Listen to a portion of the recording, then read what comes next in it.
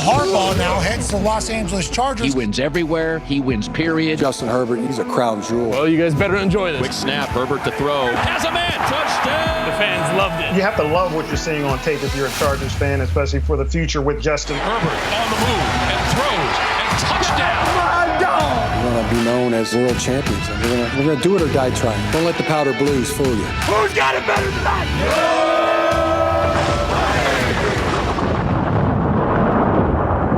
Hello, everybody. Welcome back to the Charger Chat. I'm your co-host, Wolldog, sitting with my buddy, Kev Huggin Duggin. We're so close to the draft. I can see it. It's so bright. Let's not forget Kyle, the coach, Duggin. I was just listening to you introduce Kevin. Maybe, do people know why we call you Kev Huggin Duggin? I don't even remember now. It rhymes. You said that. I think this is what it was. You said that the first time we go to the tailgate that you were going to start hugging everyone because you're so excited to see everybody. And I do it every time we go. So I hope I'm living up to the name. You do actually give a lot of hugs. So he does. I'm a big hug guy. He's a hugging son of a bitch. But all right, folks. We've got plenty to talk about this episode. We've got a fan focus, a Craig experience, and an Ask Boltfam lined up for you. So let's waste no time and start at the top here. Finally, we talked about this last week. Everybody who's been waiting for the news of like, where's the Charger party gonna be? Well, you've got options now. Yeah. Usually it's in one central location, but now they're doing what's called the draft pub crawl. Genius. On Thursday. It is a brilliant idea because so smart. They've got 5 different bars that they're gonna be at, all from San Diego to LA. It's not just LA. It's like such a smart thing to do. I'm proud of them. I'm proud of you, Chargers. This is actually genius. No, this is really it's very smart. It's not a pub crawl in the sense that you could go to every one of them. Right. You're not you could try. Yeah, you try. I guess you could. Yeah, but odds of getting pulled over are pretty high. Yeah. I'd be hauling ass from pick 1 to 32. You could maybe Uber from one to the other. I don't know if you'd want to crawl. That'd be tough. Yeah. But they're going to have current players and legends set to visit all the local establishments, hosting Chargers NFL draft watch parties from El Segundo to Ocean Beach and everywhere in between. The Chargers pub crawl is set for day 1. So that's April 25th, Thursday, for the 2024 NFL draft. It spans more than 120 miles across Southern California. That's why you shouldn't crawl, folks. No. Featuring 5 locations, north, south, east, and west from El Segundo to Ocean Beach. Highlights of the watch parties include Chargerized venues, giveaway items, exclusive merchandise, and visits by current players and Chargers legends. Honestly, like one of the best things about this too, I think it's the one that's at Dave & Buster's. That's going to be the Die Hard Bolt Club watch party as well for the NFL draft. So there's going to be Die Hard Bowl Club. There's going to be players there, and any one of these places, they've got Bastards Canteen in Downey, Dirty Birds in Ocean Beach, Rockin' Brews at Buena Park, great name, and Sauced Barbecue and Spirits in El Segundo. Kyle, are there any of these you could go to? Are any of these close by? Ocean Beach is I don't know. I feel like I'm right smack dab in the middle of Orange and Ocean Beach. Yeah. So I guess take your pick. Roll the dice. Die Hard Bowl Club's going to be in Orange, so I guess that would be. I think that would be the move. I can make it happen. Yeah, that would definitely be the move if you can, because then it's not just player and alumni appearances. You also got Charger Chat appearances as well. Yeah, no promises. Oh boy, I have a lot of kids. Too late. I've already promised for you. I promise I will never die. Solemnly swear, Kyle is up to no good. Yeah. That's going to be a lot of fun, though, folks. So if you're in the area, definitely go check it out. I mean, merch and giveaways, player appearances. What more could you ask for on one of the most exciting nights in the off season? It's going to be a real good time. Potentially a very busy night for the Chargers with multiple picks. Dude, I can't wait. It keeps, every time I think about it, it's just like, is it tomorrow? No, it's still over a week away. Damn it. I've been gone for work for like almost a month. I've been in Canada. So football's not really around up here. Like people aren't like just talking about it on the corner shops, like in the US of A. They don't see you in your Charger stuff and they have combo. No, I met one guy who's a Canadian football coach that wants to talk to you, Kyle, because he wants to get into coaching and wants some advice. We'll talk about this later. This is an off-air deal. But I met one guy. I forgot about him. He's pretty funny. He wants to coach some Canadian football, eh? Oh, I think he wants to do some American football, eh? Ooh. I think that was what he wants to do. But down in the States. He pulled out his like play sheet. He's like an offensive coordinator. Like he was like serious. I was like, I don't know what any of that is. I'm going to hook you up with my brother. So I might have to hook you guys up. But it was funny because today Adam was like, so, we're going to watch the draft together, right? Like, oh my God, that's in like a week. What is going on? Like, it's 2 weeks away. I'm like, it's a week from Thursday, my guy. I was like, it's coming in hot. So I'm so ecstatic. We only have two more of these until it's draft day. Yeah. And I think we've had a few people ask. I think we each need to do our own 5-round mock draft, and we'll present it to the audience. Hoorah! One last off into the sunset. You go to PFF. It'll help you. You'll feel good about it. And then we'll let people make fun of us in the comments. Yeah. Yeah. We're right for that. Yeah. I'm built for this. Yeah, I'm built for favorite part of this thing. poking fun of. Yeah. Well, let's see. Looking over at Twitter, Warren Sharp tweeting out that the new NFL strength of schedule for 2024, 5 of the easiest schedules right now. Number 1 is the Falcons, but number 2 is the Chargers right now, slated to have one of the easiest schedules going into 2024. Listen, I'll take that. Take what we can get, right? Yeah. I got to give coach, 5 or 6 weeks to get the train going at full speed. And if we can run into some lighter opponents to start the season, oh boy. Oh boy. Oh boy, watch out. Oh boy. Some of that Canadians rubbing off. Oh yeah, don't you know? Oh boy. Take off, eh? So yeah, that makes me even more excited to see whenever the schedule comes out, which I think happens shortly after the draft. God, I need that so bad because my whole future work schedule is predicated on not that, but I don't know. My availability of going to games and stuff. I need to know what the schedule is. Yeah. Yeah, we need to know Mondays, Sundays, and Thursdays. Yeah. You look at the opponents as far as why it's showing that we have one of the lightest, easiest schedules.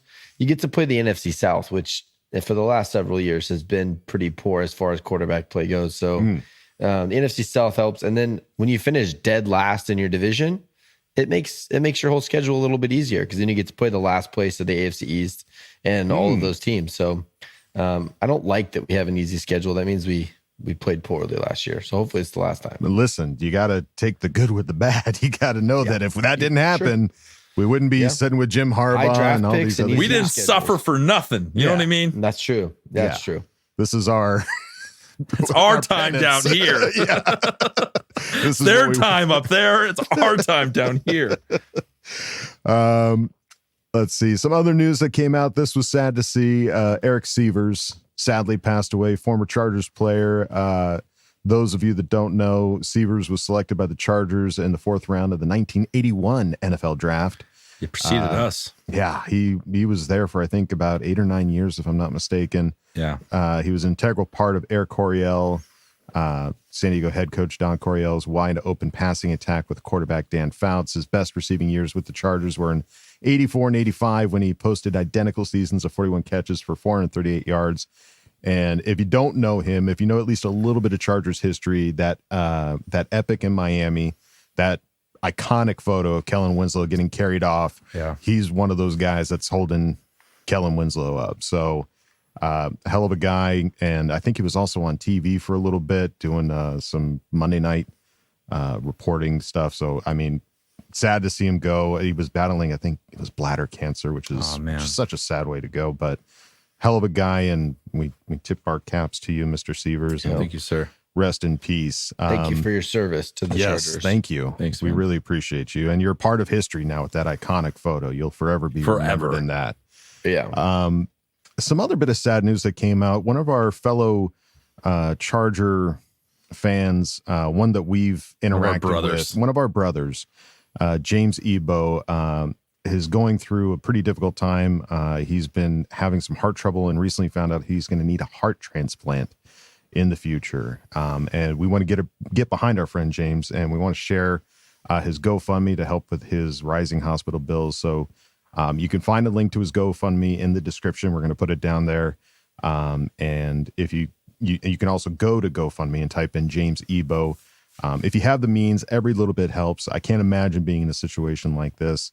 But one of the best things about this fandom is we will always rise to the occasion to help somebody in need, a fellow Charger fan. And James is one of the best. The guy's been to just about every NFL draft he could possibly go to. And this is the first one he hasn't been to in like 20 plus years. Yeah, because he's not going to be able to go to situation he's one. in right now. And I got to meet him last year at the draft. Such a great guy. He was essential in getting us to the draft in Kansas City. So we're just pulling for him. We got you back, James. And anything you need from us, man, we got you. Yeah.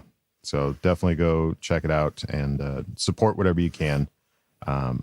And James, we're thinking about you, buddy. We love you, and we hope you get through this. Boy, there's no good segue out of this one. We also have a Patreon. If you don't know this, patreon.com/ChargerChat. That was a tough. That's a tough transition. Oh man, who wrote this? Patreon.com/ChargerChat. We've got 2 new Patreon members to shout out.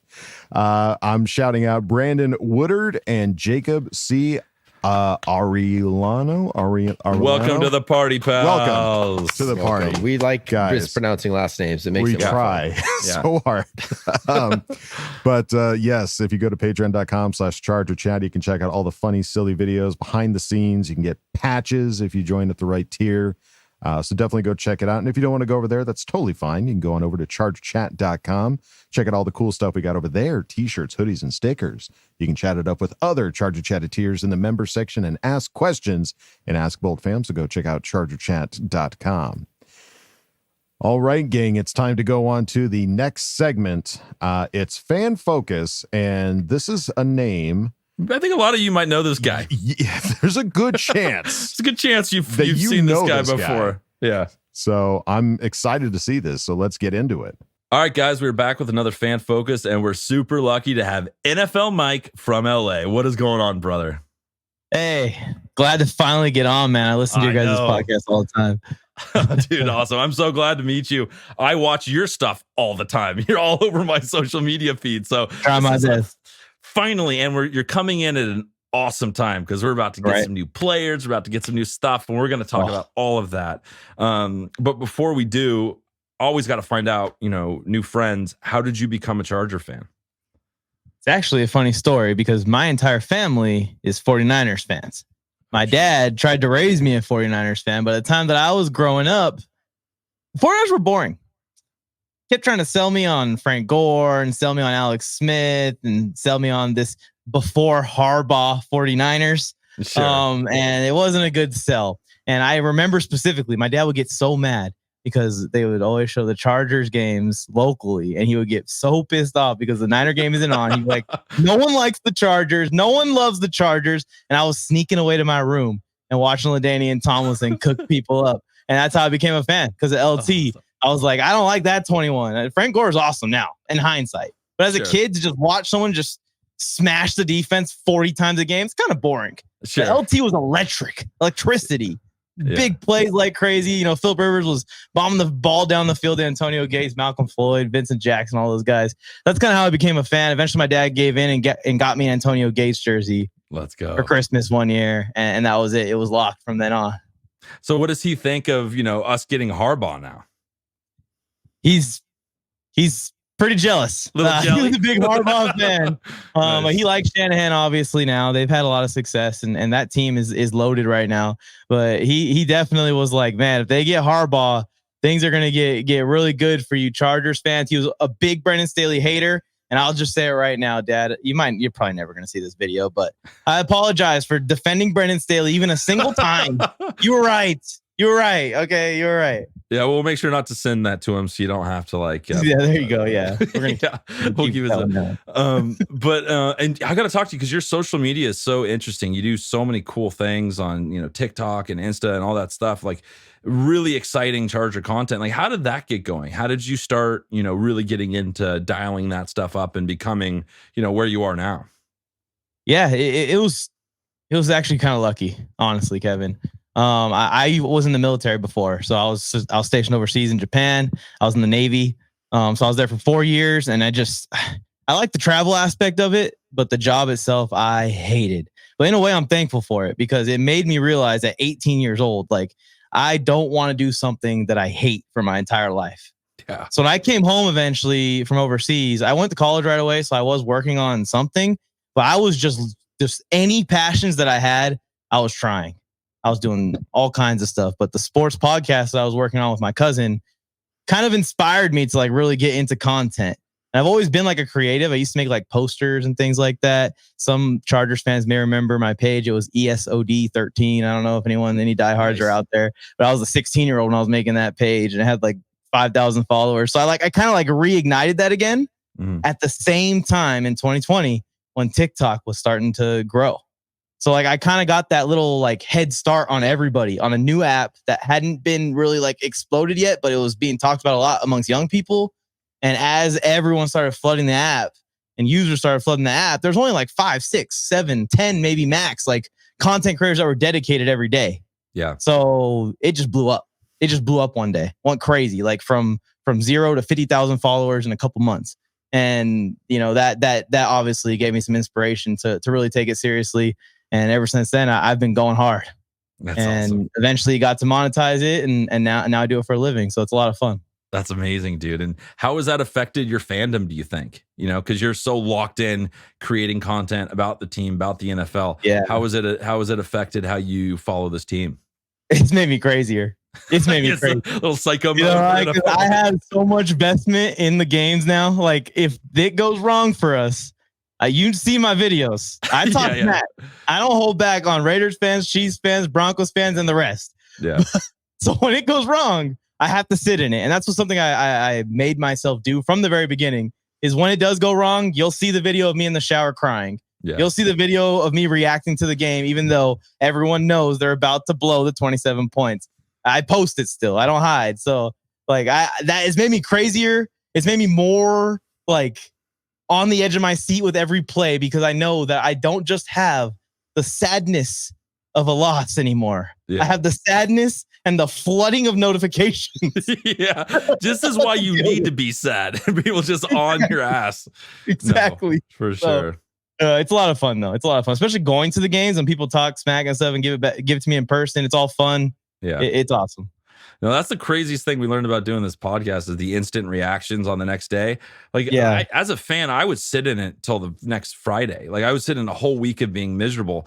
But now I got to like get myself up and try and be positive and have fun. Yeah. And it's actually been helpful in my fandom. So I totally see what you mean.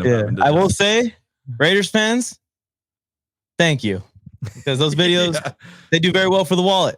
So let's go. Appreciate you guys. Appreciate Take advantage of those turds. You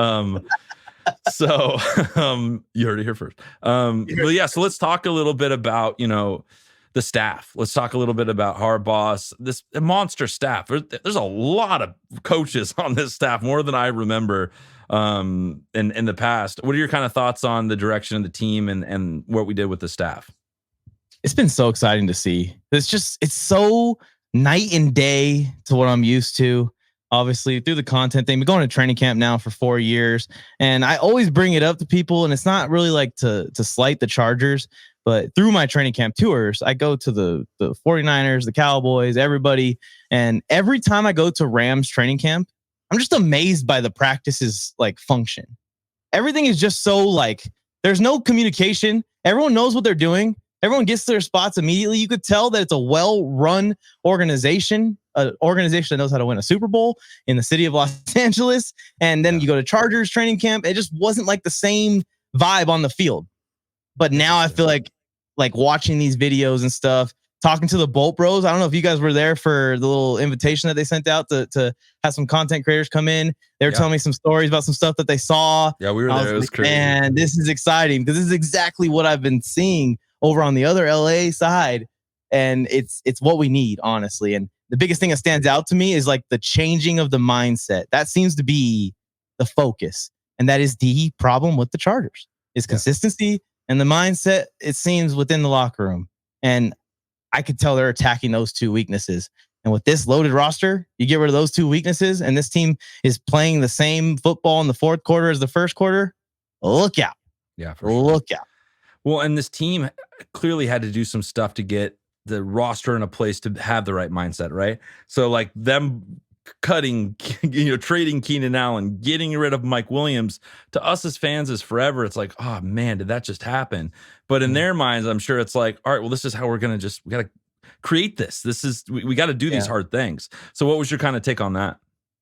I think at first, obviously, it hit me, man. Cuss words, everything, especially the Keenan Allen move. I'm wearing Mike Williams' brand right now. I don't know if you know this, but yeah. And I've talked to Mike Williams before. I've done a few interviews with him, and he's helped me out with some content.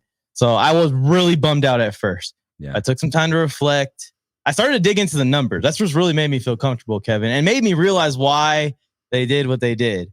Because Herbert is actually better the more balanced the offense is. Yeah. He's like 21-4 when the defense gives up 27 points or less, which would be like the 31st rate in the league. Like it wouldn't be nothing special. I also dig in there and you look at Eckler. No slight to Eckler. He's scored so many touchdowns, been a beast in the receiving game. He's had 400-yard rushing games in Herbert's career. And in all 4 of those games, I think but one they won. And it's just like I start to see what they're doing. They know that when this guy gets a rushing attack and the defense has to come up and defend him, it's going to be special. And that's what I think Herbert's greatest strength is off those deep play action rolls, those deep boosts, because he can stand, 10 yards behind the line of scrimmage and still attack the entire field. Yeah, it's awesome. And that's what I want to see again. That's what we saw in 2021. That's what we saw his rookie year. And it's been absent in the last 2 seasons because of the lack of the rushing attack, lack of the defense. Yeah. No, it'll be interesting. And the draft's coming up, so we're going to make some adjustments there. There's a lot of talk of, how our wide receiver is room right now. Wide receiver, trade back, tackle, offensive line, the not sexy pick. Where do you kind of land on what you want to see happen in the first round for us? I think I land with the majority of everybody that wants 18 in powder blue as the number 1. And then if that doesn't happen, it makes sense to trade back. I think that the need at wide receiver has been a little bit overblown, honestly. They do need a wide receiver in this draft, but do they need to use the 5th overall pick on a specific person? I don't think so. I think that Josh Palmer, for one, is going to be steady for Herbert as he's been his whole career. There's no reason to believe that Josh Palmer's not only going to get better with a better, more well-functioned offense, he's going to get more one-on-ones, he's going to get more opportunities. And then everyone is just like written Quentin Johnston completely off the damn board. Yeah. And I know it was a struggle his rookie year. It was a struggle Mike Williams' rookie year. No, we all worse than his. Mike. Way worse. And injuries and even worse. And I think that QJ has a lot of room to grow specifically in this offense. The pick didn't make sense because they had Kellen Moore, who's kind of like trying to air raid the football and run all these complicated passing concepts down the field when Quentin Johnston just needs the ball to just run people over. He's not really like this pristine route runner or anything like that. That pick didn't make sense, especially with Zay Flowers and Jordan Addison on the board. But now that we're going to be a run first, a smash mouth team, a team that needs a receiver that's going to go lay people out across the field, lay safeties out when the running back gets to the second level. Now he's a perfect fit. And imagine he does that to them 10 times in a row, 10 straight run plays, and all of a sudden Herbert pulls that thing out. This guy's running a 4.5 40-yard dash down the sideline, one-on-one with some corner who's scared to get body slammed by him. Yeah. So I think he's a perfect fit now. I think he's going to be a lot better this year. And for his career outlook, it's completely flipped. And I still think that they're okay at that position. I honestly, if we talking about the dream draft, I'd rather trade back and we somehow get Brock Bowers, get the right tackle that we want, and we get Rome Wilson and get him in here. Or Michigan linebacker, Junior Colson. Like I want to see the perfect draft that I want to see is going to give us multiple starters somehow through this 5th overall pick trade back. Yeah, for sure. Well, and this is the year with Harbaugh, man. He just won a championship. So he's been in the shit with all these players, all these other teams he's had to prepare for. This is the perfect year for him to get as many picks as possible. I have a feeling that he is going to hit so much harder on those 4th and 5th round picks than most other teams just because he's been in it. You know what I mean? He knows who he wants. So I'm excited for just getting more capital, getting more picks to see how we could fill this team out. And I want to see them positioned in that 4th and 3rd round to where whoever he has identified, if it's Blake Corum, maybe not even that early, but whoever he has identified as the running back that he wants, he goes and gets. Because I think that's going to be really important for this team next year. Gus Edwards is gonna get the carries. He's gonna get a lot of carries, but they need it. They need another guy. And if it's Isaiah Spiller, I'm excited to see what Spiller can do because we haven't seen him yet. But I would love for Harbaugh to get his middle linebacker, probably straight out of Michigan, and whoever his favorite running back is in this draft class. And I think that we're gonna need a trade back for both those things to happen. Yeah, one's guaranteed. I think one's guaranteed. We're gonna get one of them. Yeah, for sure. I do. People are kind of not 100% on Corum.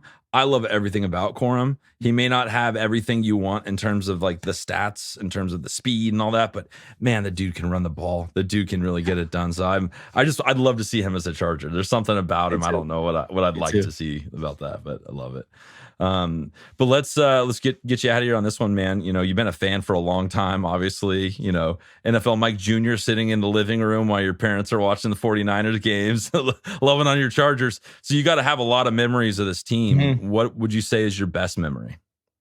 A lot of memories. Good, bad, in between. Yeah. All-time lows, all-time highs. But I'm going to stick with the 49ers because this is a special moment for me. For one, my great-grandpa, he grew up a Packers fan. But he was like my role model growing up too. So me and him were really, really close. And as I became a Chargers fan, he didn't really like Aaron Rodgers that much. He was kind of a Packers fan for Brett Favre. And I was able to like kind of influence him because he loved Phillip Rivers so much. Nice. So he kind of became a Chargers fan with me against the rest of the family a little bit. And he was really old school. So of course he loves Phillip Rivers for that kind of like that old school tough guy, gunslinger mentality. But I remember very clearly me and him watched that comeback against the 49ers. I forget exactly what year it was, but it's the famous one where Jaleel Dye is looking into the camera. He's walking off the field like, you just got to believe. They just came back down from 30 points. Eric Weddle with that punch out. I love that one because as the Niners were running the score up, my family members were texting me like crazy. Just over and over and over again. That's like a 15-year-old kid or 14-year-old kid. and it just kept flooding in. I was like, of course, we have to get blown out of all teams by the freaking Niners. And the Chargers were good that year. I thought we were going to win that game. Yeah. So I was pumped for it. And then slowly it started coming back. And then they forced the overtime. Then the fumble happens. And then I just got to sit on the throne for once on top of everybody after that game. I was like waiting for everyone to text me. I was like, oh, why aren't you texting me anymore? Where's all the texts? Let's go. It's one of my favorite comebacks of all time in Phillip Rivers' career. Had all of my favorite players on that team that I can remember. And it was just a special moment because I got to sit next to my grandpa who's no longer with me. So I'll remember it forever. And cheer on Phillip Rivers to the max at Phillip Rivers' peak. Awesome. Well, Grandpa seems like a smart guy, getting behind Phil Rivers. So that's awesome. It's all family, man. That's what the most important thing for us about this game. It brings me and my brother and my dad closer together. So it's so cool in that aspect. And Mike, it's awesome having you, dude. Thank you so much for your time. And hopefully we can hook this up at a game sometime or training camp. I don't know when you're going, man, but I'd love to meet you in person and hang out. I'll be there every day. Are you going every day? Oh, pretty much so. It's far from me. Facility too. It's gonna be at the new facility, which is like, oh, dude, I gotta go. I'm obsessed with training camps, dude. Every time I go to a training camp, even when it's non-Chargers, it's so much fun, and you feel like you're a part of the team when the season rolls around because you're like, man, I seen these guys up close and personal at practice, and now here they are in SoFi Stadium, playing the New York Jets or whoever. That's awesome. Well, let's definitely hook that up. I want to do that this year. Yeah, and that'd be fun. It was a pleasure meeting you, like this and not just over texts and stuff. So thanks again for all your time, and keep up the awesome work, and tell everyone where they can go follow you. And if they're not, you should immediately do it. Pause this episode, go follow him immediately. But where can they catch your stuff? Yeah, so it's at NFL Mike, all platforms, Instagram, Facebook, TikTok. I'm on Twitter too, but not too much. But where I'm really looking for help, guys, is I'm trying to get my YouTube channel monetized. I'm so close. I have the subscribers. I have all that stuff ready to go. It's just I ignored long form for so long, but in the last 3 months, I've started to pick it up. So go check out my YouTube channel. If you guys like the podcasts, you like stuff like this, I make like 20-minute videos just like this. Go check it out. It's all NFL teams, but a lot more Chargers than everyone else. And then one more thing, everyone needs to remember, everyone stay calm. You can't stop destiny. You can't stop destiny. So no matter what happens, destiny will be fulfilled. I love it, dude. I love it. You got me fired up. I'm excited. I'm going to go subscribe right now. You guys should too. And we'll talk to you soon, my friend. Sounds good. Bolt up. Bolt up. Well, that was a lot. That's some good energy there, man. Oh, dude, he got me fired up. You were wondering why I came into our recording like, dude, let's go. I'm ready to party. Let's go. I was all fired up. Kev was like, a firecracker. I was like this, and Kevin was just like screaming at us the second I turned on the thing. You can blame NFL Mike because he got me fired up. Yeah. That's awesome. No, I think growing up in a family that is diehards of another team. I mean, thank God it wasn't, the Raiders or the Broncos or some nonsense like that. But to have it be a 49er and you're just like, it is kind of a little further south. Story. Yeah. It's a little bit of a horror story when I think of my kids. If they pull an NFL Mike, I'm not going to be very happy. Ooh, baby. It's tough, man. I put myself in your dad's shoes and it's sad. I kind of feel bad for him. Well, I'm glad he's with us. I'm glad you're with us. I am glad you're with us. Yeah. Very glad. And I've got I just picked up this used Phillip Rivers shirt. Oh my God. That's awesome. Where did you get that? I didn't even notice. That's eBay, baby. Oh, let's go. I was like, let me just see what's on eBay lately. And I saw this used Phillip Rivers. I was like, oh, gotta have it. Yeah. So I'm right there with you, buddy. And definitely, folks, go check it out. Help a guy out. Get his YouTube channel monetized, for Pete's sake. I don't think he needs any help over at TikTok. No, he's fine there. But let's hook him up on his subscription so he can monetize that bad boy. Well, NFL Mike, thank you for coming on and chatting with my man Kev and instilling that energy into him, because it's gonna last. I'm still fired up. Yeah, I got like a second wind listening to the interview afterwards. But now, folks, it's time to go on to the next segment. You know him, you love him. It's the Craig Experience. Oh yeah. Oh yeah. Come on in, man. Kick your feet up. Oh, Craig Experience. hello there. Make yourself at home. Got some stuff to talk about, right? Moving on. Mind if I'm transparent here for a second? Of course, I am excited about the draft being next week. Why wouldn't I be?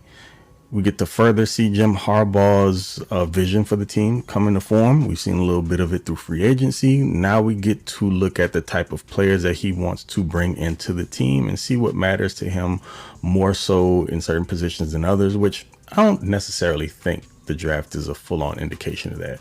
Because there's this part of me that feels like there are certain positions that he feels like can be coached up and doesn't necessarily require having the top level of talent to play them. You can just get some guys with some decent traits, bring them in, get them with the coaching staff and allow them to flourish that way. And then there are other guys in certain positions, maybe a little bit more premium ones, that you do want to hit the ground running from day one. But we get to see that here in a couple of weeks. So right now I'm just rambling about. But anyway, look, I am exhausted, fam. I have done a ridiculous amount of player evaluations this year. Mainly because the Chargers have a few areas of need and the draft is actually very deep at certain positions. So it is a labor of love. I'm not complaining about it, but your boy is tired, especially after this weekend. The youngest of the Smith crew turned 9. So my baby boy is in the last year of single digits. Man, they really do grow up fast, but I'm not here to be sentimental, right? Just want to talk to you guys a little bit about another potential offensive weapon for Justin Herbert, because he absolutely needs them. And so with that said, feel free to take some of this and look at it in your own time. And if you agree with me, cool. If not, all good. But anyway, CC gang, the biggest of salutes. And to the rest of the Bolt fam, what is goody? She got Craig in Texas. And welcome to another edition. I ain't even gonna lie with. I'm so tired, I don't even have the breath control to do the yell. So you know what it is. It is the TCE. Let's go. Okay, so your boy is driving the struggle bus for real. Like, no joke. I need to get some sleep, but I'll take care of that later on. Anyways, we're here to talk a little bit more about what I alluded to previously in the intro. The Chargers getting some more firepower on the offensive side of the ball to help Justin Herbert out, particularly on the perimeters at wide receiver, because the room isn't bare, so to speak. There just isn't a ton of experience and not a lot of guys with a bunch of production to feel super encouraged about. Now, all respect due to Joshua Palmer. When he was drafted, I actually really liked the pick. I had an opportunity to study some of his tape because of a connection that I had. Someone told me the Chargers were getting a really underrated player, and you saw him come up in some big moments, but he has dealt with some injuries throughout his career, so you can't necessarily depend on that. Quentin Johnston, still super young. We have to see if he rebounds from a not so great rookie campaign. And then you've got names like Semi Fehoko, who I guess is depth. We don't really know how much playing time he's going to be getting. And Darius Davis, who is more of a gadget guy, return man primarily. The Chargers got some building to do, and maybe they decide to double dip in the draft, which would be my personal recommendation.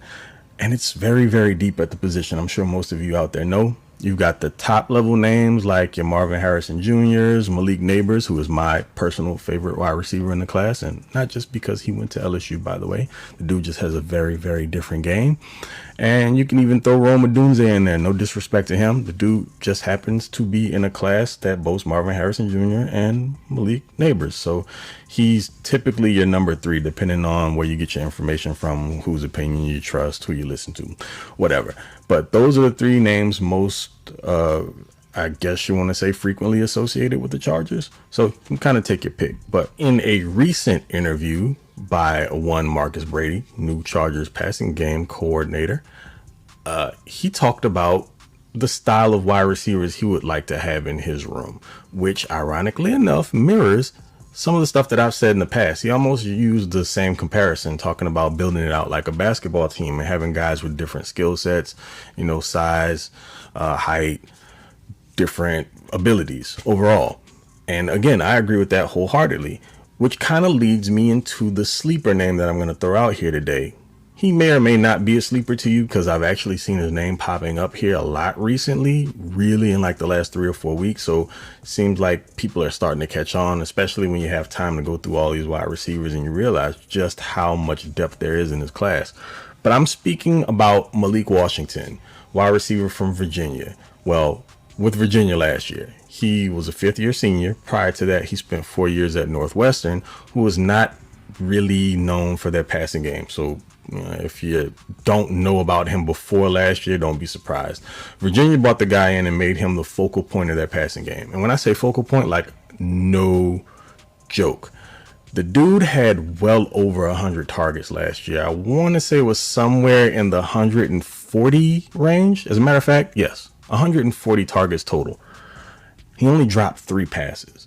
That is ridiculous volume with regard to the amount of attempts to him. He had over 110 receptions and 9 touchdowns, 1,400 yards. So crazy production. Oh, by the way, I haven't mentioned this.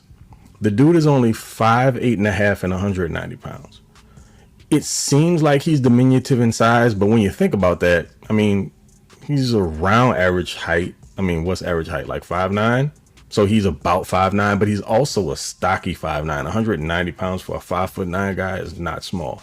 He's got more of a running back build to him, and he sort of maneuvers like that once he gets his hands on the ball. He gets into the open field, and he's not afraid of contact, even though he has some wiggle to make guys miss. Every once in a while, he'll lower his head and try to run through contact for some extra yards, so you got to love that about him. When I look at the Chargers wide receiving room, again, kind of talked about the names in there, there's no real true slot wide receiver, which is where Washington would play in the NFL primarily because of his size and his profile. But I mean, Quentin Johnston isn't somebody who's going to be utilized on the line of scrimmage. He's probably going to be more of a Z receiver or a guy you put in motion. He may play some slot snaps. Joshua Palmer can play X or Z.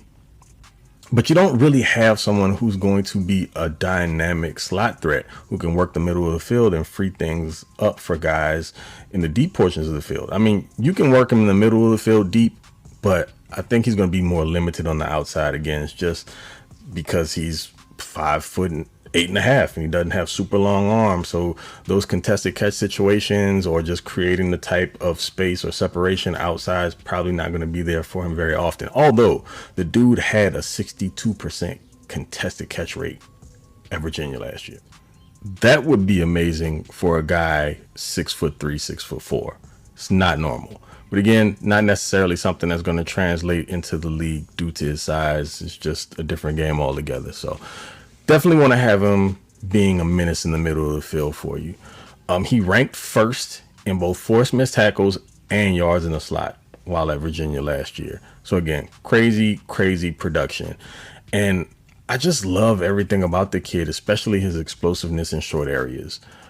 When you go back and look at his combine numbers, he tied for first amongst wide receivers with a 42.5-inch vert, crazy, and had a 10.6 broad jump. So that's the same distance as Brian Thomas Jr. and Xavier Legette. You know, those are bigger bodied guys who are really strong, powerful, well, specifically Legette, and they're more of your down the field, deep speed, get the ball out there and let them go get it guys. So his short area explosiveness really matched what I saw on film from those numbers that he put up at the combine. So it was verified for me.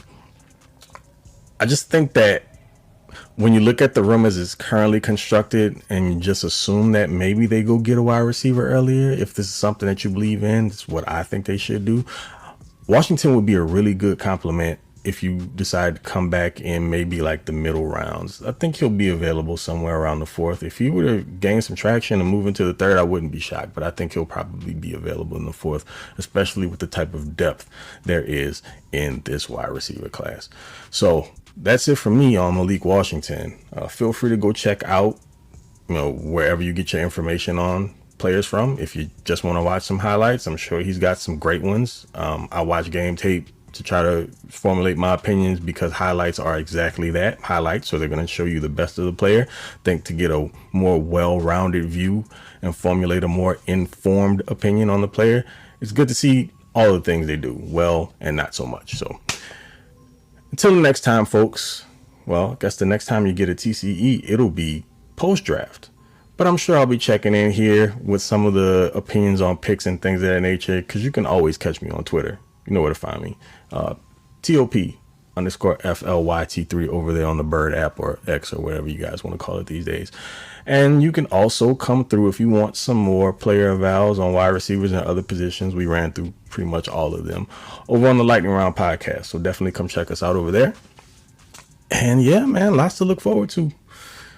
Next week's going to be fun, one way or the other. And I've pretty much planted my flag.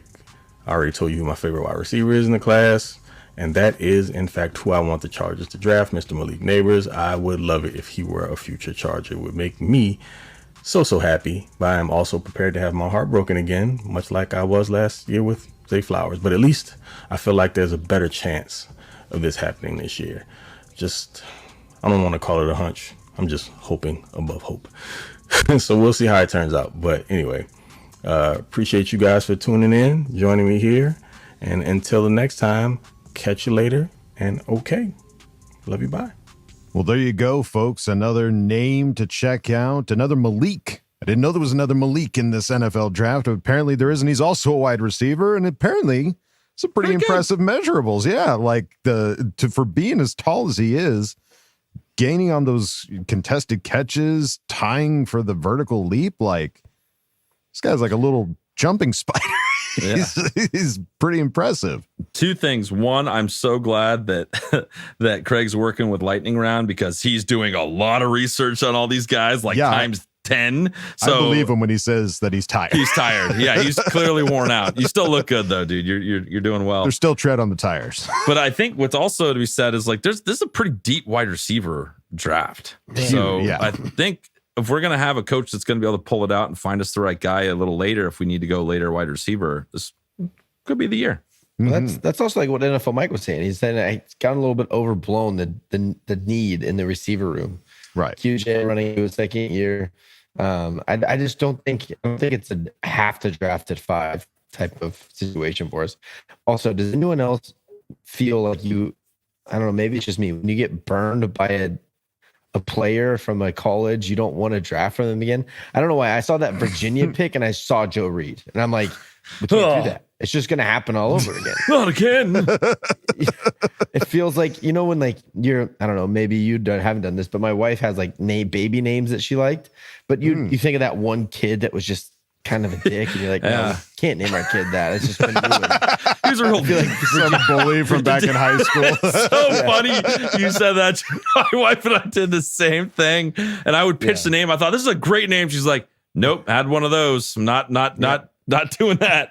Not quality. Yeah. Not I feel quality. like Joe Reed did that to me for junior wide quality. receivers. I was so excited for Joe Reed, like so pumped. Oh, up. yeah. I thought we got a steal in the 5th round, and he never even played. He just got waved and waved and waved, and it was just kind of a bummer type of a deal. So I hope that's not the case, and if we do draft him, I'll be on board. But I saw that Virginia helmet with a wide receiver, and I was like, that's not the pick. It was a knee trick. A little panic set in. Yeah. Well, we'll have to wait and see if what the Chargers end up doing. But Craig, thank you again for another awesome experience, and thank you for diving into another player that maybe we get him, maybe we don't, but you've done the homework, and I fully trust your opinion on the guy, and I'll be very excited if the Chargers end up going with that guy in the later rounds. So thank you, Craig. And now, folks, it's time to go on to the next segment, Ask Boltfam. Almost draft time. Okay. Are we trading back? Picking at 5? Let's see. Only time will tell. Time to put your money where your mouth is. Hi, guys. Go jam a thumb up his butthole. That's what you do. I wet myself in excitement. Oh, so hungry. Your thoughts are like totally appreciated. Catch you later, dude. Okay, love you, boy. That's right, folks. Time for Ask Boltfam, and we start at the top with Manuelito Pedito, who asked the question. Congratulations, guys, for being recognized by our beloved team that we all love. I've been listening to you since week 2 of the 2020 season, and I'm proud to see you guys develop into the big times. I once created a fan club for William Shatner, and I too also got recognized by the only difference, y'all actually got an invite to the Chargers facility. All I got was a signed copy of a restraining order. Guess an investigation really is needed first. But in all seriousness, I'm happy for all you guys. That's including the other podcasters too, which create great Chargers content. Now, I was curious about something. Who came up with the idea to call it Charger Chat? And were there other alternatives? All right, guys, remember, like always, much love with reversal Heimlich maneuver type hugs. This Pedito is out. I would have joined that fan club. Bill Shatner. Hell yeah. Let's go. I want to know what that group is called. The Shats? The Shats? Yeah. The Shats. Chat. Thanks for Chat. Done. Sign me up. I'll be your subscriber. Welcome to William Shatner. Chat. Gone. All right. But thanks for following us for as long as you have. You're an OG. 2020. That was like awesome. at the beginning. So we appreciate you. Yeah, bro. that's year 2. Yeah. But as far as other names, I don't remember. How did it happen? We had like a 1-day like brainstorm in the group chat, and then it was really that fast. Yeah. I don't even know how. I think it was Wooly. I want to say Wooly popped up with the Charger Chat idea. It might have been. Maybe. I remember more the talk was like, is it Charger Chat or Chargers Chat? Which is funny because I feel like I've heard multiple people call it Chargers Chat, which just doesn't roll off the tongue as well. Charger Chat. Charger Chat. Chargers Chat? Chargers Chat? Or Charger Chat? Chargers Chat? Chargers Chats. Chargers Chats. Chats. The chats belonging to the Chargers? But I can't think of anyone else. I feel like this is the brainstorm we had 5 years ago. I think it was just like Charger Chat. It's just like Charger Chat. It hits.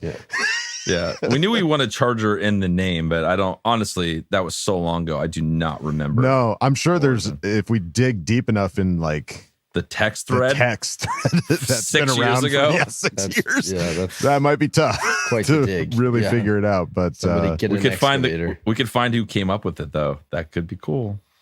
All right, I'll see you guys in a couple questions. just keep moving that finger, Kyle. All right, Manuel Benito, thank you for asking the question. Let's move it on now to Anthony Tony Francis, who asked the question. What's up, boys? How are my 3 favorite Charger Chat podcasters doing today?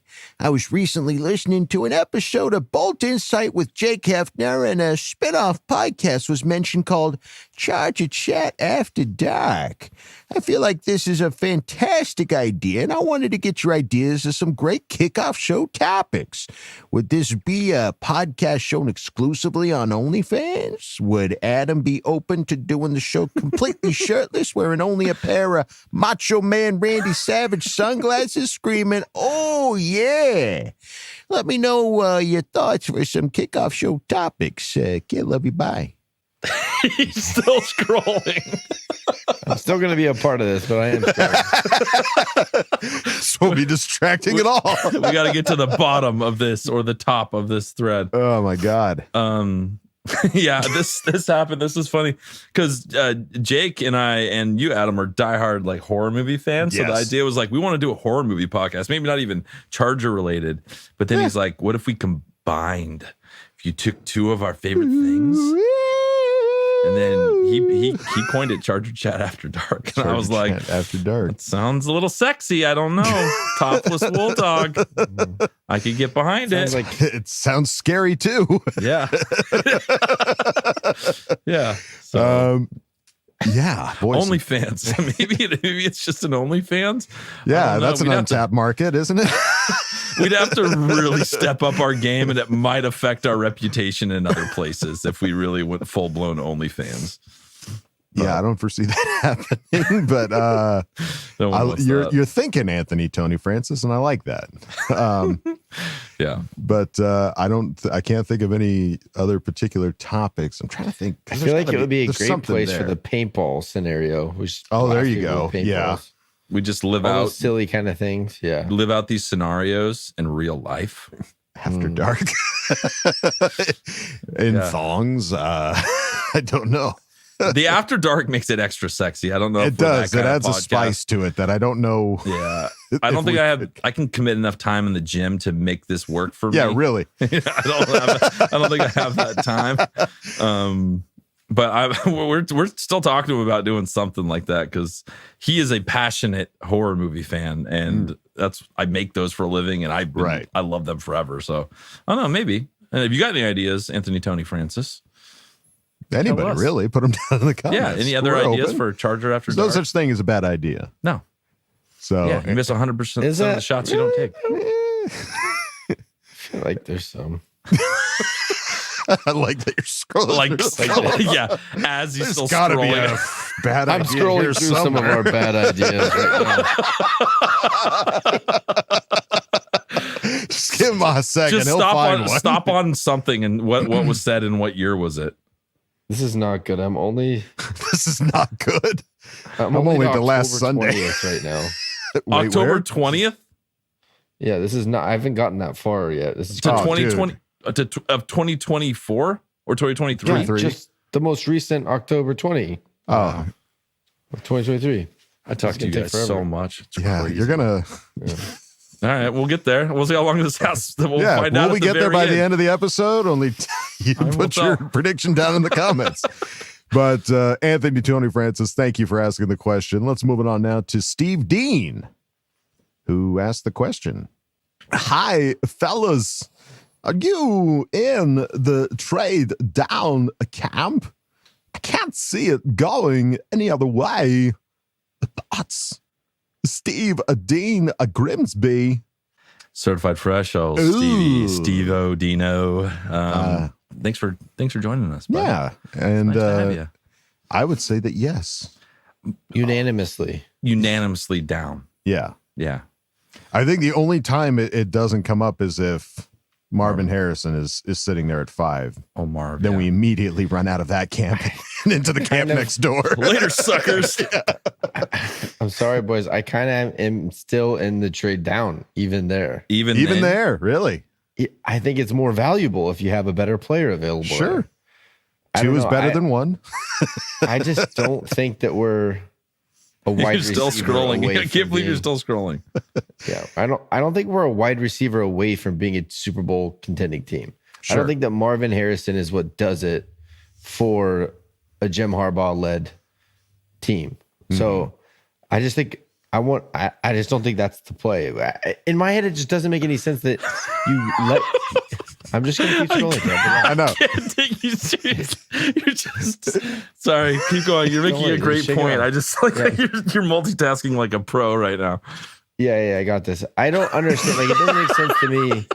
The like trade away your 2 best receivers that are proven, have chemistry, like they're the guys, and Mike Williams and Keenan Allen. You get rid of both of them this offseason, and then you spend a 5th round pick on a wide receiver. I just don't see in what world that makes logical sense for a strategy of the team.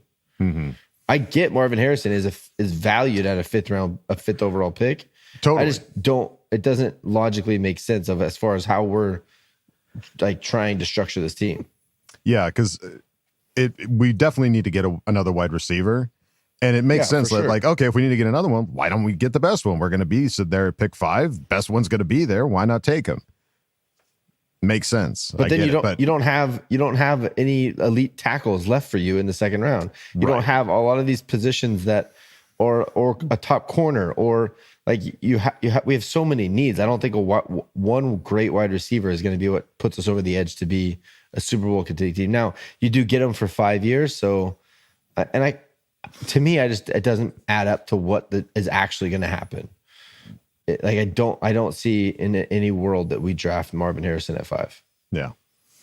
All right. There's gonna be a lot of disappointment. I know that's not going to be. No. I think it's preparing people for Marvin Harrison being there at 5 and us not taking him and trading back. I think you said it, so it's now in somebody's head that it could happen. And they're probably mad. But now they're mad now and maybe less mad. I don't know. I didn't make the happens. pick. Don't be mad yet. I don't know for sure. I'm just swiping. What do I know? I'm just a scrolly guy.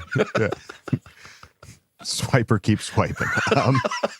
Steve Dean. There's got to be a shortcut for this. There's got to be a shortcut to go There to the probably top. is. We're like, rearrange these by oldest to newest instead. It's just like he's already around the horn. Got to keep going. Yeah, I'm halfway there. We're in 2022. We're making good progress. Let's go. Steve I'm Dean. only in August. This is never going to get there. Thank you for asking the question. Let's move it on now to Salty Sports Guy, who asked the question. I love you guys, but I really don't understand the offensive tackle in round 1 thing. Even in a trade down, we are paying a right tackle almost $9 million this year. Are we benching him for a rookie? Regardless of who starts, that means we will have a $9 million-ish salary sitting on the bench. I don't even see right tackle as a huge hole right now. Pipkins isn't great, but he's not even the worst lineman on the current squad. He's older, so I can understand the right tackle of the future. But if we are going down that route, why not get an edge? Bosa and Mack aren't around much longer either. I just think there are more pressing needs that can be addressed in round 1. If we pick at 5, it's got to be wide receiver because of who will be there. If we trade with the Vikes, I think a wide receiver and a cornerback fill more pressing needs for this team in 2024. It's like your living room is on fire.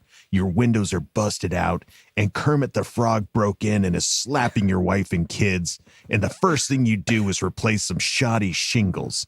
Like, yeah, a roof is important and needs to be replaced, but my cat just burst into flames. I would quite the hypothetical. Paints quite the picture. Yeah, I would say the offensive lineman is more be able to protect your wife a little better than the wide receiver. I wouldn't compare an offensive lineman to shoddy shingles. I would say you could say that about wide receiver in certain instances. If that's we're not using it that much. Like offensive line protects Justin Herbert, and it gives you more time to throw to Palmer or whoever else is playing. Right. So it's I don't know. Everything that we've heard, the only thing that we've heard from Harbaugh about positions is that he is in love with offensive linemen. The interview that I went to and we listened to the running game coordinator, he goes, "We are offensive centric here at the Chargers. Like we are the place that linemen want to be because we focus on them." Harbaugh said, "What's the only position that isn't dependent on anyone else to be good? It's the offensive line." Like that's heard over and over and over. And we do not have an elite offensive line. Bottom line, we don't. We don't have depth at the offensive line. And I think there's several positions where, I mean, you don't even have a center right now. You don't have, Pipkins, I think, is a mediocre right tackle at most. Not to talk crap about Trey Pipkins. It's just that that's what we've seen ever since he's been on the team. We've had these hopes after one good season, but even in that season, he was injured. So every year the Chargers suffer an offensive lineman that gets injured and you don't have a guy to back it up. This is not going to be a team that has 5 offensive linemen and then backups are just kind of whoever's. I think that we're going to roll 7, 8 deep with really, really good offensive linemen. And that requires you to draft consistently high at the offensive line position. You can't do that through free agency. You're not going to have that kind of depth through free agency because it's too much money. So to be consistently good, I mean, there's going to be formations where we have 7 offensive linemen out there. We're going to have multiple tackles and more than 2 tackles in the game at a time with a tight end. So I do see it as that's why it's going to happen. But again, I don't think we're going to be at 5. I think we trade back and we draft a lineman at 11. But if we're at 5 and he decides this is the best tackle, because you're not going to get a good tackle in the second round. That's just traditionally in the NFL draft. If you're not drafting a tackle in the first round, there's not that like surprise. Oh, we drafted a tackle in the 5th and he's incredible. That just is not as consistent as doing it with the receiver and getting a Puka Nacua, or doing it with a running back and they blow up. And the Chiefs did it and with the 7th round pick. It's like that kind of stuff happens more consistently than getting an offensive tackle in the 4th round. That's incredible. It can happen. Jim Collier is a little bit of an example of that. It definitely doesn't happen very often. So that's why I think you consistently draft offensive linemen in the 1st round, and then you see how it goes. But I mean, if they go pass rusher, cornerback, if you stick at 5 and pick there, I'd be like, yeah, that makes sense. We have needs there. I just think with what only thing we've heard from Jim Harbaugh, what we've heard from the running game coordinator, what everyone talks about at what this team is going to be about, from guys that played with for Harbaugh, your lineman is all they talk about. That's just consistently the one position that is talked about. Yeah, I think the Trey Pipkins thing, like you say, $9 million. $9 million is not a lot of money for a starting tackle in the league. Like he's probably at the lower end of the starting tackle regime. Granted, it's a lot, but I would be totally fine with him as the backup swing tackle. He can play left, he can play right. I'd feel comfortable there. I don't feel comfortable with him at right tackle. I've seen too many years of it. Last year he was tied for the 4th most sacks given up by any tackle in the league with 9. Every time I see Trey Pipkins, it stresses me out. So I'm on the thing where I think that's an immediate upgrade. I think he's more of a liability than Sawyer is at this point. I'm happier with Sawyer there. If you put a solid grinder right tackle next to him, he's just so big and he doesn't get down and get dirty. You know what I mean? Like the run game has never been good behind him. Not for the time that he's been a Charger. We have not been a consistently good run team with this offensive line. And that's the one place I could look at and be like, okay, go fix that. Like that's the big one for me. Yeah. And I think when you're talking about guys that you're picking in round 1, we've talked about it before. Like you want to pick those linemen in the 1st round because you're guaranteeing having them for as long as you do, and they're one of the more expensive guys to get in this league and get those contracts for. And the other thing too, this is such a deep wide receiver class. Like, would it be great to get Marvin Harrison or Malik Neighbors? Absolutely, that would be totally fun. But like Kyle said, that's just not the identity of this team. And with there being such a deep wide receiver class, you can find some real gems in those later rounds. And it's just more important now to build that offensive line or even the defensive line. Like you said, like with Joey Bosa, I can get behind that too, if that ends up being the pick in round 1. It's just with the performance of Pipkins and how he's been at right tackle, if you shore that up, like NFL Mike was talking about, like you get Herbert to do those deep passes, man. it just opens up a lot more for him to do if you spend that first round pick, not necessarily at 5, but like Kyle says, I hope we trade down, and I hope we get some multiple first round picks, and then you got a lot of options to work with there. It doesn't necessarily have to be an offensive tackle, and it might not even end up being the pick. Well, and Trey Pipkins was look at this idea, drafting a lineman later in the draft. We drafted him 3rd round, kind of came out of nowhere. He was drafted in 2019. He didn't become like the legit full-time starter until 2023, where he had that's when he was like the guy that was playing. He had that position locked down. So that took a long time. We don't have time for that. I'd much rather go get a dominant offensive tackle that can come in right away, and you can bring the other guys along behind it. Because if Justin is protected, just think about it Justin-centric, right? If he is protected and we can run the ball, we're going to have a chance in absolutely every single game. Yeah. If he keeps getting hit the way he is and gets injured, we lost him last season. Just think about that. Just think about that when you're evaluating protecting who would be best to have for Justin. Yeah. And right now it's offensive line. Yeah. So I think we're drafting at least 2 in the first 3 rounds. I think that's where we're at. Yeah. Yeah. One of those being a center, because even though we've got Bozeman, you got to have a center for the future. I think a right tackle and a center are going to happen in the first 3 rounds. Yeah. So I think that's the reason why Salty Sports Guy totally get the idea, of where you're coming from. And hey, it might end up still being a wide receiver in that first round. We don't know. You may be right. Yeah. But we're just trying to glean from what we've heard from Harbaugh and everybody else on the organization, what their game plan is, how they've conducted themselves this offseason so far. Our crystal ball says probably more focus on the line and the offensive line specifically. Yeah. But we'll see. We could be wrong. We've been wrong before. Oh, many times. And we'll just have to wait and see what happens. Salty Sports Guy, thank you for asking the question. Let's move on now to Daryl21, who asked the question. Hey, guys. Oh, we're almost there to round 1 and beyond. Oh, first, I want to say congrats to Kyle, the coach, for representing the Charger Chat last week. Hoo-ha! So cool to see the coach, along with all the other Charger hosts of our kick-ass shows, together. Oh, as far as the dress code, I could have easily pictured Coach all decked out in Boltfam gear, all others dressed up casual, and Kyle blows in all Boltman. That would have been classic YouTube hoo-ha. Now for my question. With the first pick, we know we all want the shiny toy in a receiver, but I'm convinced we're going O-line. If we do a trade down, who do you guys like?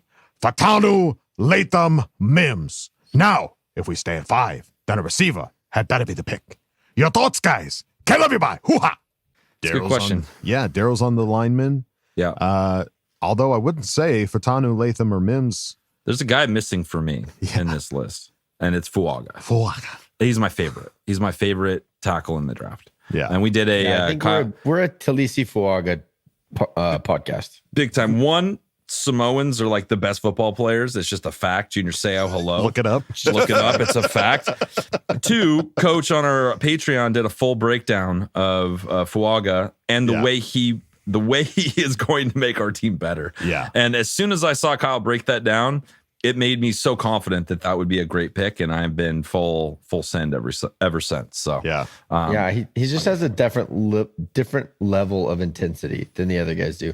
The other guys are physical freaks. They are great football players. They have incredible technique.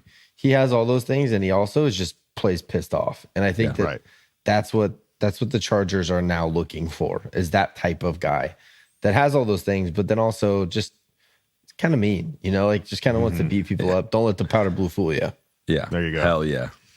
So, I mean, I certainly wouldn't be, I don't know that I'd be upset with any of these other guys necessarily, but I would say Fuaga is definitely on the top of our list. I think Fatanu 2nd, Latham 3rd, and then Mims later, because he only played like 10 games his entire college career or something like that. Wow. So he's a freak, but so was Trey Pipkins when we drafted him. He was a monster, 6. He's just a huge behemoth of a man. I'm more interested in, production in college, and that's why they're earlier than Mims.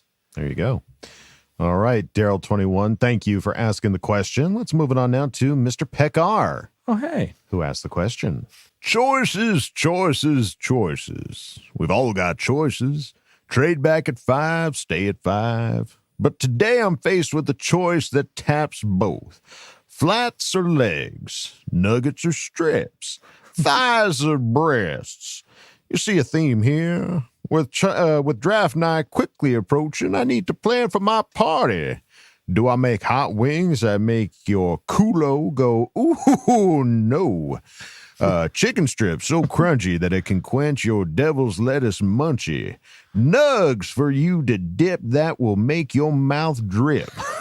Big voluptuous breasts of chicken that are more than finger licking. Thighs so thick that you'll gobble them down quick. I need advice. Please help me choose. Not on the draft though, because we're trading down. So, what is your go-to chicken appendage at a draft party, day 1 or day 2? FTR, BTFU, and K-Love you bye. There's some whoppers in here. This is good. Some rhyming. I like these, Mr. Pekar. Those are solid, dude. Great script. But and this is a great question. Favorite chicken? How do you like it? How do you like it? How do you like your chick? How do you like it, Kyle? I go wings all day, but I like the flats over the legs. There's something just getting in the good and stripping all the chicken off. It's nice. I completely it's agree. Juicier than the leg too, but the opposite. I'm a leg guy, 100% leg guy. Yeah, wings preferable, but 100% wing guy. It's just juicier. You just get bigger chunks of meat in the leg. You're wrong. It's not juicier. And it's creepy when you have to it's kind of creepy looking. And people that put it in there and go, well, you have the chicken in between. You got to break through it. I don't know how you do it. Another good way to do it is you just clip off one half of the bone, and then it's just that's like psycho mode. That's creepy. Kevin's soft. Look at me. I'm going to snap some legs today, boys. I don't know. You're eating a chicken either way. I know, but I'm not snapping the bone. It makes it a little scarier. I don't know. You're cutthroat. Hey, you live out. You like deal with rattlesnakes and live out in the wilderness now. So you're finger breaking good. True. You know. That's true. Yeah, that's true. That's the first episode of Charger Chat After Dark. Breaking some chicken wings. It's too scary. It's too scary. Processing chickens. Yeah. I would say that I do love a good deep fried crunch of a chicken. But I'm also a big wing guy too. Like I personally I like getting the wings without any sauce.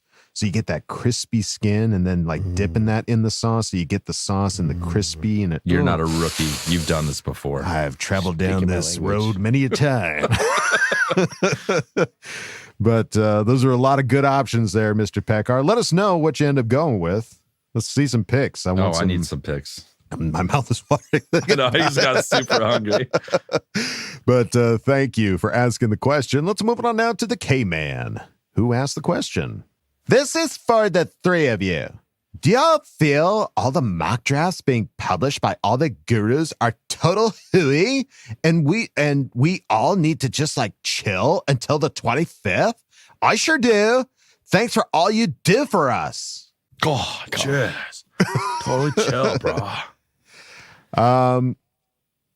As long as you don't take them to heart and being like, this is the way, as long as you don't go full Mandalorian and say, this is the way, it's just fun to do because really we're just trying to figure out okay, where could they go? What could they do if this is the pick? And they trade back. Oh, they could get, look at this. It could end up with 25 picks if they trade back 5 times. Yeah. They try to do the they have Harbaugh now and this is where they're going to end up going maybe. Right. And, well, they also have this connection to this player and maybe this will happen. And maybe it's by the time they get to mock draft 5.0, they've already gone through so many crazy scenarios that it's you're too far gone. I would say go back to their first mock, and that's probably the closest to what they actually believe is going to happen. Right. Yeah. And I think now it's just kind of fun and silly to see how far they can stretch their imagination of who can go win. I haven't done the research, but I would say if you go back and look, I'd say probably most of these guys' first mock is closer to what actually happens. Yeah. That's a good point. Yeah, I like that. All right. So there you go, K-Man. Just it'll be, trust me, when 25th Take it hits, easy. they all go away. So Yeah. just enjoy it while you can and try to have some fun with it. You know? Yeah. Just give it a whirl. Give it a spin. Yeah. The K-Man, thank you for asking the question. Let's move it on now to Zach Shelton, who asked the question. Since this team will be transitioning into more of a rushing team, how many touchdowns are you predicting for Herbert rushing this season?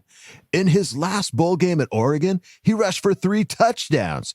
So far in his career, he has rushed for 911 yards and 11 touchdowns, including his first ever touchdown in the league. Cha. This is a good question. I think he's going to score a lot more touchdowns than previous years. I got him with, I want to say 5 touchdowns. He rushes 5 touchdowns this year. I think that's just going to be a product of what they're going to have to bring in the box to stop the run. He'll get a little scampers. He'll get out. It'll be a little easier when we get down into that red zone. Mm-hmm. And then they're going to. I also think they're not going to. I was going to say I don't think they're going to be scared of the quarterback sneak. I think when you have like a physical, we're going to beat you up mentality, you're not scared to sneak the ball in from 1-2 yards and just get it done. So I think that could be a result of him getting more touchdowns this year. They're not going to be doing read options. They're not going to go full Lamar Jackson type of offense. Right. But I do think as a result of people having to come up to stop the run and him rolling out on some passes, maybe there's some more room because there's less people outside of the box and they're in man. And when you're forced to play man, you're turning and running with receivers. You don't have eyes on the quarterback. So I think he could see an uptick in his like scrambling yards, but I just don't think unless you have a couple of quarterbacks in the NFL, you're not designing runs for them. Mm-hmm. There you go. Some excellent points there. Zach Shelton, thank you for asking the question. Let's move on now to Andrew Ramsey, who asked the question. Hello, Kyle Duggin. I am a coach just like you, except I coach track and fool. I am the greatest one in the world, the whole world. I've been following you with great interest for 2 weeks. I will battle you with the entirety of my heart, and you will probably lose. But maybe, just maybe, you might challenge me. The Beatles needed the Rolling Stones. Diane Sawyer needed Katie Couric. Even the sperm whale needed the giant squid. Will you be my giant squid? Also, are we all in with the Brisket Bros for training camp this year? Now that I get executive approval from the broads and don't have to pay a licensing fee. Excited for starting this family cult together, and I'm looking forward to making Kyle say, I love Payne Purdue. Or we can settle on a compromise and you can say eggy bread. It's the French version of French toast. Okay, love you, bye. I'll be your Ricky Bobby. I'll be the giant squid. Shake it back. Yeah, I think he's pushing for the Brisket Bros. I told him, he's like, we should do it because we're on the Patreon fantasy football chat, which has been going since the season ended. It has not stopped. It has not stopped. It continues. It has a life of its own. But it was brought up like, the guys want to go as the Brisket Bros, and I'm like, hey. Make sure you can get it. Make sure the broads are handing out franchises. There's got to be some kind of initiation you have to do. Like, there's got to be something. So, I wouldn't say that this is a done deal yet. I think I need to get a proper word back from the broads on what they're looking for in terms of commitment and what that would lead to for what kind of prank you would have to do, or what, you have to go stand out in the middle of a Ralph's or a grocery store and put away carts for 10 hours to officially become a Brisket Bro. Got to pay your dues. But I think feels a lot like it's going to be like old school where we try to start a fraternity with a bunch of old dudes. Yeah. Oh my God. That sounds awesome. I call Frank the Tank. No, that's my boy. My middle name's Frank. I'm going streaking. My favorite part is when he like the lady at the grocery store or whatever has like the food, and he's like, if you tell anyone, I'm gonna fucking kill you. And she's like, oh, I'm sorry, swear, we'll have him home by dinner. Yeah. Oh my God, I love that movie. I want to watch that tonight. But I mean, going to training camp, I think is a definite goal for us here at the Charger Chat. We would love to go to a training camp this year. You know what's rad about training camp this year? 40th birthday. I would be the greatest 40th birthday present of all time. You're Blue from old school. I'm not Blue. No, Adam's Blue. He's older than I am. I don't know, dude. I think you're Blue. All right, I'll be Blue. Okay. He said reluctantly. Right. Blue gets to mud wrestle the two hot chicks in the thing. So that sounds good to me. He dies. He dies doing what he loved. He died doing what he loved. There you go. Andrew Ramsey, thank you for asking the question. Let's move on now to Marco DeLeo. That's right. The question. You guys legit now. So get your shit together and keep that positive attitude coming. On to my question. Who do each of you guys think what players will benefit the most Pro Bowl status with this new coaching staff? Bold the F up, everyone. It's gonna be a special season. And are you guys doing a special episode for the draft? Caleb, you bye. All right. So first question on which players will benefit the most, so much that they get in the Pro Bowl with this new coaching This is a guy that's been in the Pro Bowl, but I think he's still going to benefit is Derwin James. Yeah. I think the simplification of this defense and getting him in the box more is going to be just so much fun for all the fans to watch Derwin be Derwin again. Yeah. Brandon Staley, honestly, I'm sorry. I didn't talk ill of him as our head coach, but he wasted Derwin James for 3 years, and it's really sucks. So I think he's gonna benefit so much from this new scheme. I agree. I think it's going to be Justin Herbert. I think Justin Herbert is going to win a lot of football games. Mm-hmm. He may not have the numbers he was having before, but he is going to become a winner because they're going to be set up for him to win and him to be doing what he's good at, throwing to everyone, picking people apart with ridiculous throws. The more he has to just hang back there and wait, it's not great. Like, let him get moving and do the things that he's done that has made him special and why we're so excited that he's our quarterback. Mm-hmm. I think they're going to make him insane this year. I think MVP season coming. Nice. I'm just going to pick, I would agree on both of those guys, but I'm just going to pick a different name just so I can be different. I'm going to say Darius Davis. I think with the way the kickoff rule has changed that's a great with one. The special teams, how that's going to function. Darius Davis was second team All Pro last year. I think he could be Pro Bowl status. They're not going to know what to do with him. They're not going to know what to do with him with this new kickoff rule. They're like, shit, how do we catch this guy? Yeah. And he's in his second year now. I'm sure he's bulked up this offseason and gotten faster and stronger. So I'm going to say Darius Davis just for the hay of it. There you go. Marco DeLeo, thank you for asking. Oh, you got the other question. Are we doing a special episode for the draft?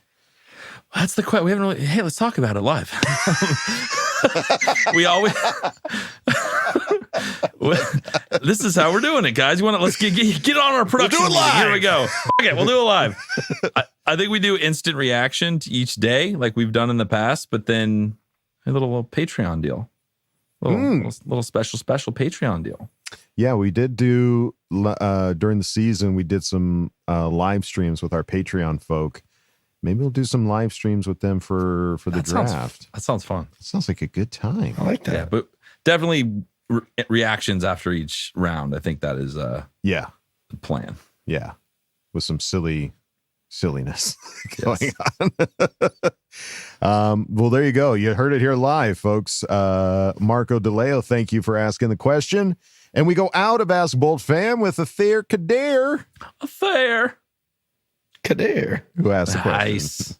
Kevin, I am not mad at you from the last show, baby. I love you, my bro. Please stop taking drugs. LOL. No way our team goes to the Super Bowl this year with the roster as a mess, baby. You're asking our baby QB to win 4 playoff games. Who are you counting on? Joey, Pipkins, QJ, Palmer? Too many question marks, baby. If we can win 2 playoff games, I'm super excited for next season. We're going to have money and experience, baby. Now to my question. Coach Kyle, I love asking you questions, even if you do not agree with me, baby. It's only a question, no hard feelings. Answer as you like. If the Bolts draft Alt, is it possible Slater gets moved to right side, baby? He is talented. What say you, Coach? Walldog, my baby, please take all Kevin's drugs from him. LOL. Give him beer, baby. Love you, my boys. FTR, let's ride 2024 coming. Baby. All my drugs. Can't have them. I can't have No any more. of my drugs. Cutting you off. What happened? You've had too much. Had too many drugs. I think he's talking about you predicting Chargers getting to, I think, the Super Bowl next year. Hey, surprise, Athir. I do it every year because I'm not going to follow the team if I don't think they can win the Super Bowl. Yeah. Sober, bleh, drunk, on drugs, it doesn't matter. Bleh. We're going to the Super Bowl. That's what I want, and that's what I'm trying to manifest here. Yes. Always. Always. We're not about realistic takes here, Athir. You know this, Athir. But the question is to you there, Kyle. If we get Alt, if we end up picking Alt, Joe Alt is our pick for the draft, could Slater move to right tackle? I mean, I know. I don't think that. I mean, now. Now that Athir's been like, it's okay, you can disagree with me. You're like, shut, Athir, you're full of shit.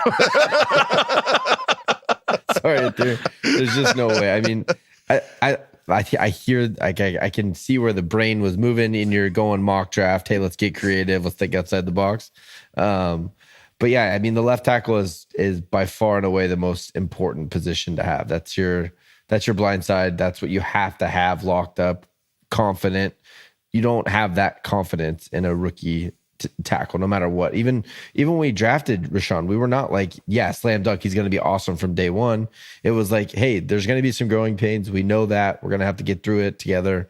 I'm not moving Rashawn Slater from left tackle no matter what, unless injury. If injury pops up and you have Alt at right tackle to start the season, maybe you bump him over and bring in Pipkins at right. But no, I don't think there's any way, there's no possibility of Rashawn Slater not being your starting left tackle to start the season. Yeah, he's What do you guys think? Pro Bowl caliber. I agree. I don't think that makes sense. That's why I don't know if Alt makes the most sense at 5. That's the one guy that doesn't fully register. It's like I'm not the most excited for him in terms of watching his tape. Like he's a phenomenal athlete and he's very precise in what he does, but I just don't. That doesn't excite me at 5. I think if that pick happened, might be a little bummed out, just a pinch at 5. Mm-hmm. So I think if I feel that way, that means we should go another direction. Take a wide receiver at that point. If it's between Alts and Neighbors, that means we I'm should taking probably Neighbors. we should probably draft him at 5. If you don't like the pick and you're feeling off about it, It's gonna happen. The history. Yeah, We all know the history on this podcast. Yeah, if they do end up picking him at 5, then I have to trust that is they loved him. That they loved loved him so much that either they would move Slater to right or they would play Joe at right. Yeah. One of the two. He's a Notre Dame guy. He's smart. Yeah. So I would imagine that if they did end up going with him, that there was a reason behind it. They love the guy and it's time to get excited because that means that they just solidified one side, hopefully the right, of this offensive line with a big body. You'd have 3 first-round linemen on your offensive line. Yeah, it's huge. You're only 2 away from a full-blown first-round offensive line. So there you go. Athir, buddy, thank you for asking the question. And thank you, everybody, for asking questions and Ask Boltfam. We greatly appreciate it. And we are just another week closer to this 2024 NFL draft with Jim Harbaugh and Joe Ortiz calling the shots, making some picks. What's it going to be? I don't know. but I'm here for it. My body is ready. And take me away. And we'll be closer on the next episode. But I think that's going to do it for this episode. Any final thoughts there, gentlemen? You guys better prepare your mock drafts because I'm coming for you. Whoa. I'm coming for you, brother. And you, Bulldog. I'm bringing my E-game. Oh, shit. Jeez, that was crazy. Chargers chat after dark. That's what I only talk like that at Charger chat. Kevin can be shirtless and wear sunglasses. But all right. Well, there you go, folks. That's going to do it for this episode of Charger Chat. Don't forget to bolt up because we're ready for any squad, any place. K-Love you, bye. K-Love you, bye. K-Love you, bye. Brother. And now, a word from our sponsors. Do you like chicken wings, but you don't like eating the flats because you want to get all the meat, but breaking the bones is too scary? Then you need to order Coach Duggin's Chicken Flat Bone Snapper. It's a handy dandy device that helps you snap those pesky bones and get to that delicious meat. So don't hide when yummy chicken flats come to town. Just bring your patented Coach Duggin's Chicken Flat Bone Snapper and eat like a big boy today.